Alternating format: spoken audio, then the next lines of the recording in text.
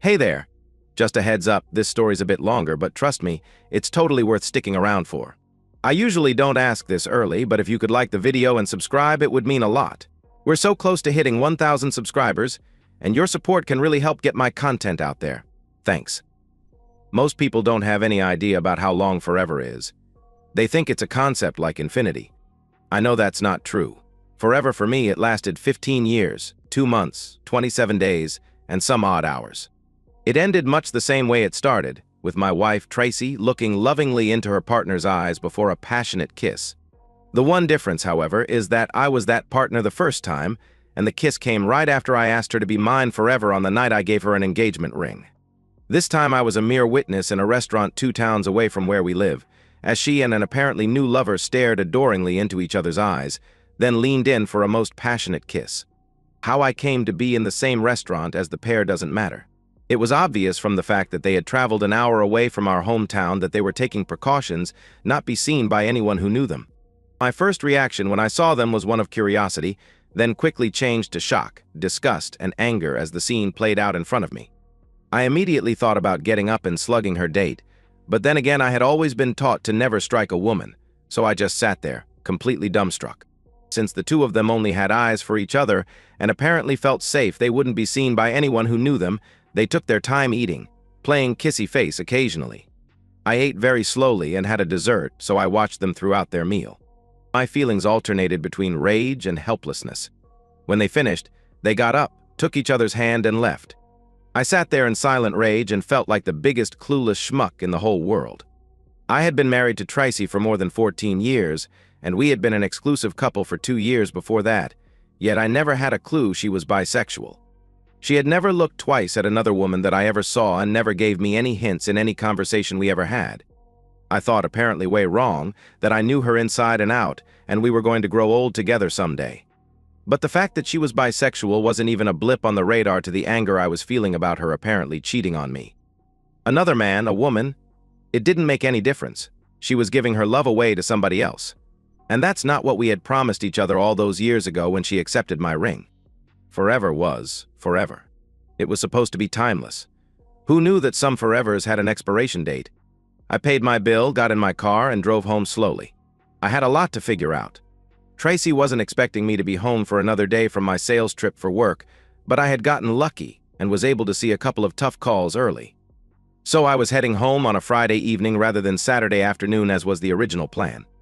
I had been gone since Monday morning, and not only did I miss Tracy and the kids, but it was not usual for Tracy and me to go more than 3 days in a row without intimacy, so I was feeling some pent-up energy that needed to be released. At least until I saw what happened at the restaurant. I was an hour outside of our hometown and I easily could have just driven straight through, but since I was ahead of schedule, I was just going to grab supper at the restaurant to take a break from windshield eyes. And the rest, as they say, is history. Our kids are 12 and 10, so they were old enough to be left alone for an evening if Tracy wanted to go out, so I had no problem with that. I wondered, however, if they knew what was going on because neither of them had ever said anything to me about Tracy doing anything different. Maybe they were just as much in the dark as I was, I wondered. Either way, I knew they weren't going to be happy with what was coming next. Yeah, I did the usual introspection bit on the ride home. What had I done wrong? How long had this been going on, etc.? At least I didn't have to worry about her lover having a bigger banana than me. I chuckled to myself. I walked in the door at 9 and Tracy still wasn't home yet. Lisa, the 12-year-old, and Ariel, the 10-year-old, gave me a big, happy greeting, and I watched for but didn't see them being nervous or hesitant about me being home early. Such was not the case for Tracy when she walked in about 2 hours later. She obviously had seen my car in the garage and done some straightening up, because I noticed there was about a 2-minute lag from when the garage door went up until Tracy appeared in the kitchen, not looking quite as happy as she had the last time I saw her. "What are you doing here today?" I thought the trip wasn't over until Saturday, she asked me first thing with a slightly worried look on her face. "Well, I'm happy to see you too," I said, making a big deal out of her greeting. "Well, had I known you were coming home early, I would have fixed us a nice meal," she continued as I watched the vein in her forehead twitch slightly. I ordered in a pizza for the kids, and Kate and I just grabbed a vino and a sandwich downtown. You remember Kate, from my office. I've told you about her before. She didn't quite look me in the eyes as she lied to my face. "Oh yeah, you've talked about her before. Blonde, has a string of guys falling all over her." "The very same. Tracy said. I swear that woman could get a football team hard just by walking in the room. And get a married woman how wet. I wondered to myself. Kate was a looker and had the breasts of a goddess. She was about 26 and started working at the insurance company where Tracy worked last year. The two had become instant friends, and obviously somewhere down the line. At 39, Tracy could still turn more than a few heads. She was also a blonde, with a nice rack and curves in all the right places. She was only about 10 pounds heavier than when we first met, and it was still a great package. And at least until recently it had been my package exclusively. Despite the troubled look on her face, Tracy played it cool. For my part, I was barely hanging on to cool, so I just told her I was tired and was heading for bed. She gave me a very quick peck on the lips as I walked past her and headed up the stairs.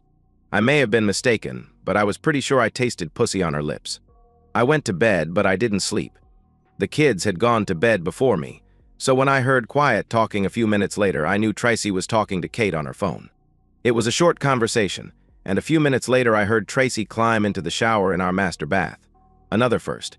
Either I had spooked her enough that she was off her game and wasn't being quite as careful as she had been, or she thought I was asleep and wouldn't know it. My heart sank even lower. Between kid stuff and home chores, I didn't have to interact too much with Tracy for the rest of the weekend. She wanted to go out for dinner as a family on Saturday night, but I said I wasn't in the mood and just walked out of the room, effectively ending that conversation. She had to know something was up, because it's rare for me to be rude to her. Monday morning at work, I asked my boss for some time off that afternoon for some personal problems I was having. John had gotten divorced about 10 years ago and remarried about 5 years ago, so he at least had a clue that something was not right in the Mason household. Considering how well my sales trip had gone last week, he didn't even flinch when I asked for the time off, but as I was getting ready to leave his office, he handed me a business card. It was the card for his divorce attorney. "I'm sorry, Ron. I always thought you and Tracy were a good match and were going to go the limit," he said. "Yeah, me too," I responded. "I appreciate the thought." With my boss as a reference, I got in to see the attorney in 2 days. Although she could have been much more businesslike since she's probably done this several hundred times, she was very solicitous of my feelings and gently led me along. She was surprised when I said I didn't want to hire a private eye to get solid evidence of Tracy cheating. I saw the light in her eyes, I told the attorney. Besides, since this is a no-fault state, there doesn't seem to be much reason. The only real advantage it might gain me is if she is going to be a hard ass about visiting the girls, but I'm pretty sure that's not going to happen. Despite how hard I tried, I just didn't have any spirit around Tracy and the girls when I was home. Tracy apparently figured it out, I guess because we didn't talk much. I think the girls knew something was going on by how quiet we were. I gave Tracy every opportunity to talk, but she never took it. The shit hit the fan when Tracy was served at work the following week. Call it petty on my part, if you will, but I wanted Tracy to experience a small fraction of the pain I had been feeling. I'm guessing she was served at 1:13 in the morning, because at 1:15 my phone started blowing up. I ignored all 15 calls from her. Then I ignored a few from phones I didn't recognize, figuring she was trying to reach me by borrowing a friend's phone. Amazingly, I felt energized for the first time since I caught her and Kate, and I had a really good afternoon selling on the road. Tracy's car was already in its place in the garage when I pulled in at 5:30. She made her presence known rather quickly. "You low-life bastard. You don't even have the balls to confront me face-to-face, but you have me served in front of my friends and co-workers." Tracy screamed at me as soon as I shut down my car's engine. I didn't say a word until I got into the house and put my stuff down. The girls were in the family room, judging by the sounds coming out of the big screen. I thought I was being very considerate. "I wanted to make sure you were served with your lover around so she could comfort you," I calmly said. "You know about Kate? But how could you? How? We were so careful." "Not careful enough, apparently," I responded. "Just tell me 2 things, how long, and when were you going to tell me?" 6 months, maybe," she squeaked out. "We were going to tell you soon." Tracy's attitude had shifted from venomous to gut-punched in under 30 seconds. She staggered over to the kitchen table and sat in a chair. I walked over to my liquor cabinet above the fridge and grabbed my bottle of Buffalo Trace bourbon. I poured myself a double and sat in the chair opposite hers. If looks could kill, she would have died within the first 2 seconds as I glared at her. For her part, she couldn't lift her eyes from the table. "How did I not know you were bisexual after all this time?" I said quietly. "Because I didn't know myself until recently," she responded. "I just sort of found out little by little. I swear to you, this wasn't planned. It just happened. She finally looked up at me and held my gaze. This doesn't have to change anything for us, Ronnie. I still love you as much as ever. It's just that there's this other side of me that I need to explore. If you love me as much as you always tell me you do, you would be supportive and give me more time to explore this, Tracy said. It was my turn to be quiet. Shit, I was in shock. You mean 6 months wasn't enough of an exploration?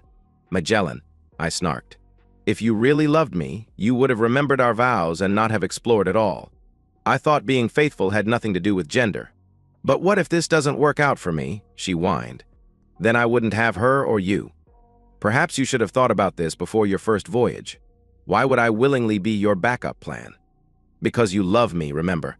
Love, real love, should be about forgiveness for a mistake, she said. One time is a mistake, Tracy. 6 months is a conscious decision. What world are you living in? And yes, I do love you. That just doesn't go away overnight, unfortunately. But my loving you doesn't give you a blank check to rip my heart out and destroy our family. Wait, this has nothing to do with the girls. You self-absorbed bitch, I shouted. This has everything to do with the girls. They will be having their whole life ripped up because you decided you need to explore. Well, I never thought you'd be such as whine ass about this, she yelled back at me. No, you never thought I'd catch you so you would be able to take your time and figure out what your plan was going to be. You've turned into a piece of shit right before my eyes. And no, Tracy, you don't love me as much as ever. I've seen you look at her. You love her like you used to love me body and soul. It's easy to see. You might still love me, but it's clear to me that I've been bumped down to second place. You might love me, but you're not in love with me. Not anymore. You are, however, very much in love with her. That's not true, Ronnie. Stop, Tracy, I yelled at her. I'm not stupid, and I know what I saw. I know you better than any other living person, and I know what I was looking at. She had the good grace to look guilty. Then a light bulb went on. You saw us together? Oh my God. Exactly, I replied. But Ronnie, this doesn't have to be the end of us, she said hurriedly. It's not like there's another man involved. It's completely different. No, it's not completely different. You love someone else in my place. That's the bottom line. And maybe it would be different if it were another man. At least then I'd be able to punch your lover square in the chops, I said. Can we at least be civil about this, she asked. Honestly, I don't know, I answered quietly. She may be a beautiful young woman, but she's still your lover, and she stole my wife. The grisly facts don't change because you decided to fall for a woman. I found out a few months later the kids knew nothing about Tracy's affair. They thought Aunt Kate was just a close friend of Mom's. They had both seen the occasional quick kiss and gentle touch. But since Aunt Kate wasn't a man, they didn't think there was anything out of place. I found that out one night when the kids and I went out for dinner and the kids mentioned that Kate was spending more time over at the house since I moved out. They seemed to have figured out on their own that Aunt Kate was part of the reason that Tracy and I were getting a divorce. Since we live in a no-fault state, our finances were pretty much split down the middle. I only had to pay a little bit of alimony, but she got the house until the kids were in college, and of course I had to pay child support. I moved into an apartment about 15 minutes away from my former home. Tracy and I stayed in contact with the girls. They were involved in all sorts of activities both in school and out of school and out of school, and both Tracy and I went out of our way to show them we were going to support them to the maximum. I'm not sure why, but Tracy fought the divorce hard, and it dragged out for a year before we finally got it done. I was courteous, nothing more, when I encountered Tracy and Kate at my daughter's functions. As far as family functions, I was always invited, but knowing that Tracy was going to be there, I would give my apologies and beg off. I know I was giving up on some great family memories, but it took everything I had to maintain my composure when she and Kate were around. I would do a solo day for the kids to give them their birthday and Christmas gifts. As could be expected, we each kept our respective friends that we had before we were married. Virtually all of the friends we gained since marriage stayed with Tracy. As one of the husbands explained to me, many of them felt uncomfortable around me considering I had lost my wife to a woman. The consensus seemed to be that I somehow deserved it, and several of the women among our married friends just about made that exact statement. I let them go away without a fight because, as the old saying goes, you find out who your true friends are under adverse conditions. By my own choice, I didn't date much in the next few years. My heart certainly wasn't into it, and I didn't need much in the way of companionship. When I got lonely after a year on my own, I went to the local animal shelter and got myself a small German Shepherd mix who was probably about 3 years old. I actually went into the shelter and asked them to show me the 3 dogs who had been there the longest. The one I picked had been there since he was a frisky puppy, but after being repeatedly rejected, he had turned into a quiet, reclusive animal with the saddest pair of eyes I had ever seen on an animal. I felt we were kindred spirits, both of us having been rejected. The dog's name was Bob, not some cutesy animal name or something named after a cute Disney character. Just Bob. Bob got me and I got Bob. The first thing he did when I brought him back to my apartment after nosing around the place was to climb up on the sofa next to me and curl into my side. He got along well with the girls when I had them on my weekends, but I think Bob liked it best when it was just us guys. He loved to go for walks or drives with me, and we could talk on almost any subject. Admittedly, Bob was mostly quiet during these talks, but with that face and those ears, I knew he was paying attention to everything I said. Several years later, my oldest daughter, Lisa, met some guy at college from Boston and got married. As I was doing pretty well for myself in my career as an engineer, I could afford to give her the wedding of her dreams. I couldn't have been prouder of her as I walked her down the aisle, but I did earn an admonishment from her after the service for screwing up my one and only line.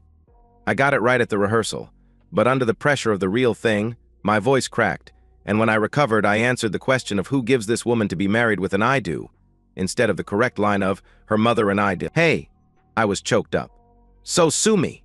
When I got to my seat in the front row, a chair away from Tracy, she leaned over to me and said quietly, "That was total bullshit, and you know it." Then Kate leaned forward around from the far side of Tracy and actually had the nerve to glower at me. I've got to admit, it was a good scowl. "I hate you," which I mouthed at her after I took a look to see if the pastor was looking our way. Wedding ceremonies always bring back memories for me, and at first I fondly recalled my wedding day. That memory lasted about 30 seconds before I flashed on the mental picture of Tracy and Kate together in the restaurant when I found out about them. When I snapped out of my reverie, Tracy was looking at me sadly. She blushed crimson and quickly looked away. I guess I wasn't the only one strolling down memory lane. Although I wasn't trying to watch, I noticed that Tracy and Kate appeared to be having a great time, along with Lisa and her new husband, Jerry, and just about everyone else. That's when I noticed that I was one of the few single people over the age of 50 in the hall. I started to feel sorry for myself, so I walked over to the open bar being paid for by Jerry's parents and got a shot of 18-year-old Irish whiskey. I took my drink, sat down at my table, and quietly patted myself on the back for throwing such a great event. 3 years later, I was going to play the father of the bride again as my youngest, Ariel, got her beau to take her to the altar. This time I resolved not to go solo, so I knew I finally had to get off my ass and make a concerted effort at dating. 3 weeks later, I was coming home from a 3-day trip out of state and stopped at a small honky-tonk type of bar about an hour from my apartment. I normally stay away from bars of this type because I loathe country music, but they were advertising pulled pork barbecue, so I just had to stop. The food was great, and there was a decent crowd as the DJ started playing music at about 8 p.m. I had been looking around just on the off chance there might be someone worth interfacing with, so to speak. Just then, a 30-ish looking black woman with the face of an angel walked in the door by herself. I mean, she was flat out gorgeous, but I had to wonder why an unattached young black woman was in a honky-tonk. Then again, what was an unattached older white guy doing in a honky-tonk too? I knew she was probably too young for me, but what the hell? I motioned for the bartender to put whatever she was drinking on my tab. He told her that her drink was paid for and gestured in my direction, and she sashayed her way over to my table to thank me. I invited her to sit, and to my surprise, she sat down with me and introduced herself as Jade. We were having a good evening when she asked me if I'd like to go back to her place. Hell yeah, I was surprised. But hey, you never turn down that kind of invitation from a gorgeous, clean-looking woman. So we're almost at the door when this goober with a cowboy hat walks over to Jade and gives her a little kiss on the side of her cheek. I came to an abrupt stop. It's okay, Ron. This is my husband, Fred. He's just coming along to watch. I hope you don't mind, she said. Fred gave me a gap-toothed grin. It's okay, dude. We're into this. He sort of guffawed at me. Not Oklahoma with me, dude, I snarled back. Damn, this generation is so fucked up. I held up my hands in a stop gesture to both of them, then walked out to my car alone. My next attempt at finding a woman came through my church. Carrie and I hit it off pretty well and went out on several dates. She was a 50-year-old divorcee with long black hair, long legs, and a big smile. I was starting to get a good feeling about this one, and on date number 4 we wound up back at my apartment and in my bed. On her third orgasm, she starts to talk as well. And on her fifth orgasm, she yells in full throat, Jim, Jim. Yup. Jim's the name of her ex-husband. I stopped immediately. When she finally came down from her orgasm, she looked at me with real anger on her face. "Why did you just stop?" she screamed at me. "Because I'm not your ex-husband, you stupid bitch." I drove her home in silence. Needless to say, there wasn't a fifth date. For my next dating adventure, I asked a fellow employee for an evening of food and dancing. Allison Webb was a 42-year-old divorcee having split with her husband of 17 years almost 5 years ago. She was a vivacious blonde who had a little bigger chest and back than someone of average proportions, and we had been friends at work for about 10 years. By this point, she had heard my tale of woe, and I had heard hers. We had a great evening out, and that turned into several great evenings. We enjoyed each other's company tremendously, and that was even before we had sex for the first time. I knew we'd have a great time at the wedding, so I asked if she would be my date. "You want me to be your date at your daughter's wedding?" "The family, the ex-wife." "I'm not sure I'm up to that," Allison said in earnest. "Well, that's assuming you get the green light from Bob first," I added. "Who's Bob?" she asked, looking puzzled. "Bob's my wingman," I responded. "My best friend in the whole world. A 45-pound German Shepherd mix with a very discerning taste. If he doesn't like you, escorting me to the wedding is off." "You are a strange man, Ron," she responded. Allison passed Bob's inspection the next week and agreed to be my date for the wedding. The girls seemed very pleased that I wouldn't be a solo for this occasion. For some reason, Tracy seemed to have a problem with it, giving me a face about every other time she looked at me. Since I hardly talked to her, I didn't give a shit what she thought, but it did bother Allison, who picked up on Tracy's dislike for her immediately. "What's your problem, Tracy?" I finally asked her as I caught her alone during the rehearsal dinner. "Do you really have to ask, Bob? Are you dating Girl Scouts?" "What's next, brownies?" "Sperm." Whoa. Jealousy certainly didn't look good on Tracy. "Actually, Tracy, Allison is the same age as Kate. I haven't forgotten that you traded me in for a younger female version." At least Tracy had the good grace to look sheepish. A year later, Allison became my second wife, and life continued on. To tell you the truth, I had forgotten I was on the bone marrow registry when I got the phone call one day at work that after 30 years, I was a match for someone. I have to admit that I was thrilled to be able to help save someone's life. I knew the marrow extraction would be somewhat uncomfortable, but I've always had this hero complex, and I was more than willing to put up with the procedure. There was some additional testing to be done, and if that was good, then the extraction was to be scheduled for 2 weeks after that. I gave my okay and told them I was on board. I'm not an overly religious person, but I do believe in God, and there is an old saying that God works in mysterious ways. I never gave that much thought until 4 days later when I was talking to my oldest, Lisa, on the phone during our weekly call. She and Ariel and I don't talk about their mother, Tracy, and her life, but for some reason, Lisa mentioned that a marrow match had been found for Aunt Kate, and that she and Tracy were very enthusiastic.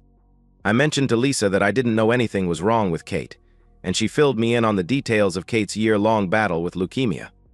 I told my daughter to give my best wishes to Kate and Tracy, because even though I would never get over what they had done to me, I didn't wish them ill will. "You know, Dad, you're a grown man. You can call them and tell them yourself," Lisa admonished. "You're right, baby, but the less I speak to them, the less chance I will say something nasty that I might or might not regret later," I answered truthfully. "Dad, you've been divorced for 16 years. "Get over it finally," she said. "You've been married to Allison for almost 2 years. You keep telling me you're happy." "I am happy, baby. But the pain from your mother's betrayal will never go away.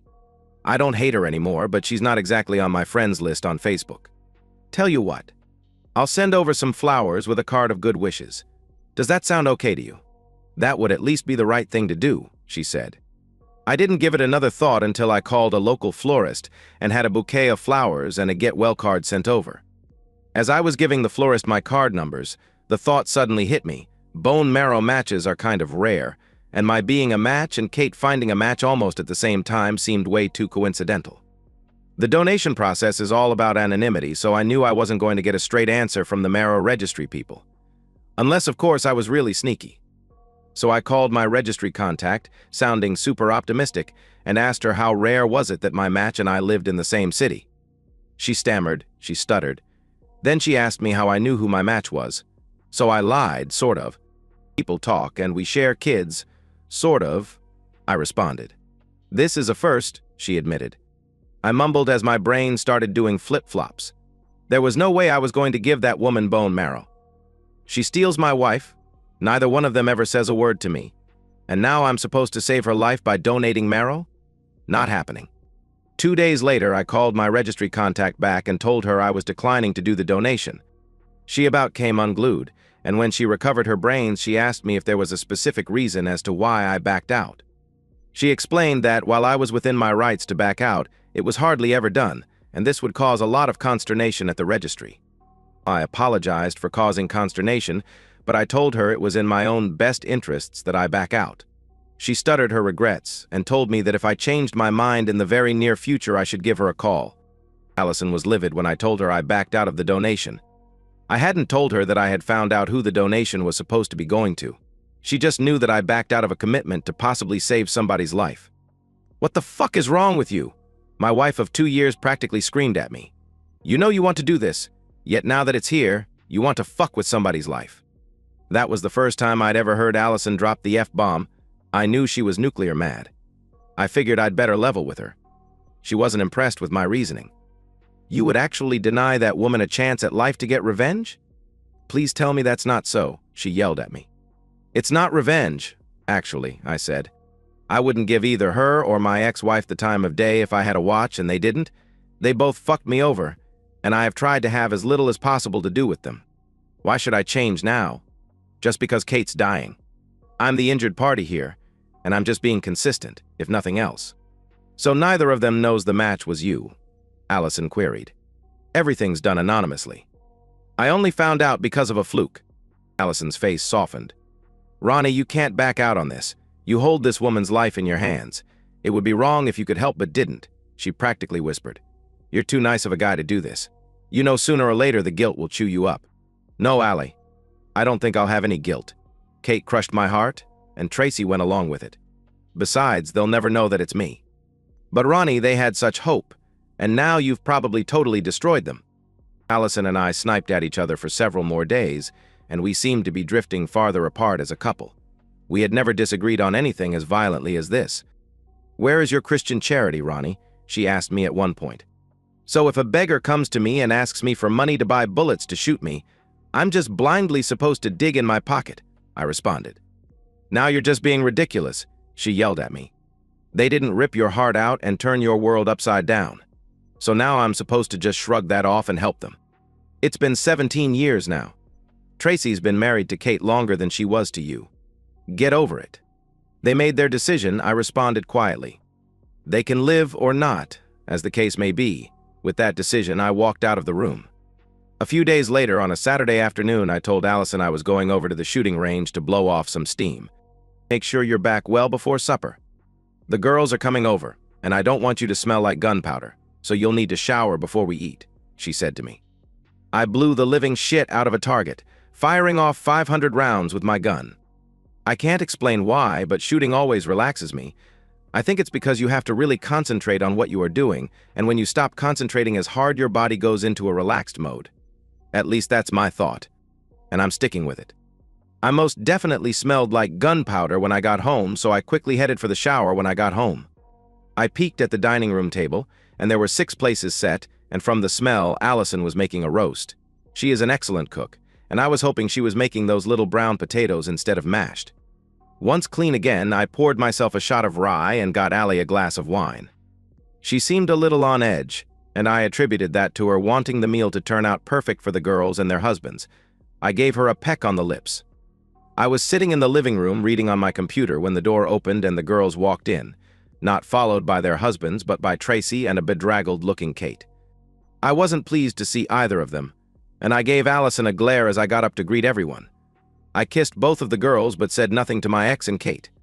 I noted they greeted Allison with what could be called enthusiasm. There seemed to be a lot of whispering going on. Not having been born yesterday, I knew immediately that Allison had set up this little intervention. I was more inclined to think of it as an ambush since I was apparently the only one who didn't have knowledge of the meeting. I considered just picking up and leaving, but then I figured it was time for me to make my stand. First, however, I had to endure the pretext that this was just a nice meal among family and friends. Kate's illness was the major topic of conversation around the table, although I didn't participate, sitting with what I considered a contemplative look on my face. I suppose dinner and dessert were good, I really couldn't tell. Being a good host, I got after dinner drinks for everyone and we moved to the living room. It was quiet for a moment, so I figured this was as good as any time to get the shit show started. So who's going to talk first? The woman who broke my trust to set this meeting up? Or the woman who ripped my heart out years ago but now thinks I should do her a favor? Or maybe we should hear from the woman who stole a married woman from an unsuspecting loving husband, but now, in the most cruel twist of all, needs that guy for a chance at life. I looked from face to face as I made my statement. None of the women could return my look. Allison looked extremely nervous when I called her out. It was left to my oldest daughter, Lisa, to start. Since I didn't mention either daughter, maybe they figured I would cut them the most slack. Look, Dad. We all understand you're still mad at Mom and Aunt Kate, but to back out of the marrow donation is childish, petty, and way beneath you, she said. You're going to get your big revenge by not helping someone live. That's just shitty. This is a person's life we're talking about, Dad, not slamming someone in the face with a whipped cream pie. A person's life for revenge. I took a sip of rye, then cleared my throat. I gave a tiny shake of my head. Did any of you for 1 second even look at this from my standpoint? I started. Every action in life has consequences. Now, I know Tracy and Kate never expected those consequences to be so severe, but that is their problem, which they are trying now to make my problem. Who knew that someday I would have a real chance to impact the life of someone who did me way wrong? You all think this is about revenge, and maybe me getting a little of my self-respect back. After all, how much self-respect could I have if I helped the person who stole my wife live? And I don't think any of you is even considering the fact that you think I should take it easier on Kate because she is a woman.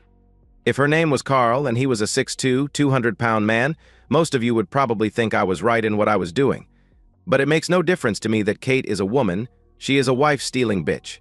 She knew what she was doing was wrong. Kate was trying to drill a hole in the carpet with her eyes. Sitting next to her on our sofa, Tracy reached over and squeezed Kate's hand. It's not revenge, it's hatred. I hate her, and while I don't wish her any harm, I'm not going to help her in any way out of any situation. If you haven't been paying attention, I have hardly talked to her in the 17 years or so she has been with Tracy. Tracy was sniffling now, holding back tears. Do you really hate me that much that you could deny another person a chance at life? If you ever loved me at all as much as you say you did, couldn't you see fit to do the honorable thing? The honorable thing? That's a good one, coming from you, I spat. I loved you every bit as much as I said I did, but hate is just a short stride away from love, especially love scorned. You don't get to tell me what the honorable thing is. My volume level had risen, and I was trying my best not to tell them all, including Allison, to get fucked and leave me alone. I took a couple of deep breaths, and Allison apparently figured I wasn't mad enough at her. Ronnie, you're a good man. You always do the right thing, she said softly. You know backing out is wrong. You'll never be able to live with yourself if you do this. Come on, Dad. You've taught both Ariel and me to always do the right thing, even if it feels wrong, Lisa interjected. This is the right thing, baby. It is for me. I won't have any regrets about this, won't lose a minute of sleep. Please, please, Kate suddenly voiced. I know I wronged you badly, but I don't want to die, and the doctors say my chances are poor if you don't donate marrow. They might be poor, even if you do donate. Kate's eyes look haunted. Asking me to help save her life had to be the toughest thing she had ever done. I looked deep into those haunted eyes. I took no joy from reaffirming my decision, but reaffirming it I did. No was all I said. I didn't utter the phrase, I'm sorry, because truthfully I wasn't sorry. I would do nothing in my power to help this woman. Kate took my response better than Tracy, who dissolved in tears. Allison went over to the pair to comfort them, and I heard her whisper, I'll try. I'll talk to him. So caught up in the moment was she that Allison never realized that she had placed our marriage in danger. I would have to think long and hard about whether I could overcome the break in our trust. I grabbed my car keys from the keyring where they resided. I went out the door while 5 women sobbed. I didn't return again for 3 days. I hadn't answered any of the dozens of cell phone calls from Allison or the kids. The house was dark. I took a quick look around and figured that Allison was staying somewhere else for a while. There was a suitcase and some clothes missing, but almost everything else was left intact. I also grabbed a suitcase and did some packing, taking with me most of my clothes and much of my stuff. I left my wedding ring in the middle of the kitchen table. At work 3 days later, I got a phone call from someone who wouldn't tell our receptionist her name. I figured it was Allison getting me to take her call, and I was correct. Really? You're telling me we're through because I tried to get you to not be the biggest asshole in the world. I can't believe I married a man who could let someone die to get revenge. You absolutely suck. Well, I can't believe I married a woman who would violate my trust so completely. But you know what? We can both get remedied for that, I responded. And if anybody's getting revenge, it's not me. It's God. Remember the old biblical saying, "Vengeance is mine, saith the Lord." What better vengeance than to give a potential life-saving cure to the person who most hates the afflicted? You really suck, you know that. Kate died 2 months after the divorce was official. I caught the obituary in our local newspaper. I didn't follow her case, and no one kept me informed. In fact, neither of my daughters has talked to me since the ambush. I love my kids, but you have to stand up for what you believe in, and neither I nor my girls were backing down over my stance on not helping Kate. My decision was the right one for me. I never lost a minute's sleep over not giving Kate my marrow. The people at the marrow registry weren't very understanding of my individual situation and took me off the list completely. That was fine with me, because the probability of my getting a second match was highly unlikely. Bob was getting long in the tooth and was a bit crotchety, not exactly being thrilled with any of the women I had brought home in the last year or so. But that was okay because at 62 I wasn't really looking for wife number 3. Somewhat surprisingly, I was still getting my share of good intimacy. I learned that at this age, eligible women outnumbered eligible men by about 4 to 1, and if her health was good, there was a good chance that my date for an evening was up for a roll in the hay. At this age, the women were confident in their abilities, as long as one of us remembered to bring some lubricant. Sure, we couldn't romp with the exuberance of youth. After all, neither of us wanted to break a hip, but more often than not, both of us enjoyed a nice roll in the hay. I jokingly called my ladies my sexy senior singles. I hadn't spoken to any of my family in over 4 years when my youngest, Ariel, called out of the blue to tell me Tracy had died a few days earlier. She thought I should know and invited me to the funeral. We did have 15 good years together and had 2 children, so I figured at the least I should show up. Maybe I could mend fences with the girls. I sat in the back by myself. It was a good service. After the burial, I approached the girls and their families. I got tentative hugs from the girls, solid handshakes from their husbands, and shy hellos from my 3 grandchildren. We went to a nearby restaurant to talk. It took about 3 minutes before the first salvo was fired. It came from Lisa. "So tell me again why you let Aunt Kate die," she said out of nowhere. "I see nothing's changed then," I responded. 4 years and we're back to that wife-stealing bitch. All right, for the last time, and I do mean the last time. "Jerry, see that handsome young guy over by the bar," I said, gesturing with my head in the general direction of a 20-something, blonde-haired, blue-eyed hunk. "What if he came over here and laid a big, wet kiss on Lisa? What would you do?" "I'd punch his lights out," he declared. "Right. Now, what would you do if you caught him having an affair with Lisa?" "Easy. Dead man." "Right again. But since he'd be dead, you wouldn't have to worry about donating bone marrow if he got sick, would you?" "No, I guess not." "Exactly my point," I said. "I didn't kill Kate, in part because she was a woman. My mistake, I suppose, but I still shouldn't have to save the life of someone who was having an affair with my wife, or who completely stole her away. Should I?" "No, you shouldn't," Jerry said as the light went on above his head. He slowly looked around the room, peering at each face. Little by little, the light of recognition came on in each pair of eyes. "I'm not proud of my decision, but neither am I ashamed of it," I said quietly. "That woman stole the love of my life and didn't deserve my compassion. But if you ever loved Mom, how could you?" Ariel asked. "I loved your mother with every fiber of my being, and when she broke my heart, most of that love turned into hate. I'm sorry. I'm human. But I'm not the monster she had you believe I was. Just human. It just didn't turn out very well for your mother." The other 4 adults in the room had tears in their eyes. The children looked confused and concerned.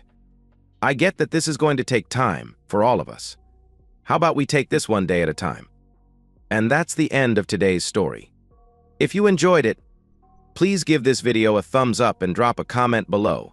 Your support helps the algorithm push my content further. If you're new to the channel, don't forget to hit that subscribe button. It really helps me keep creating more stories for you. Thanks for watching, and I'll see you in the next one.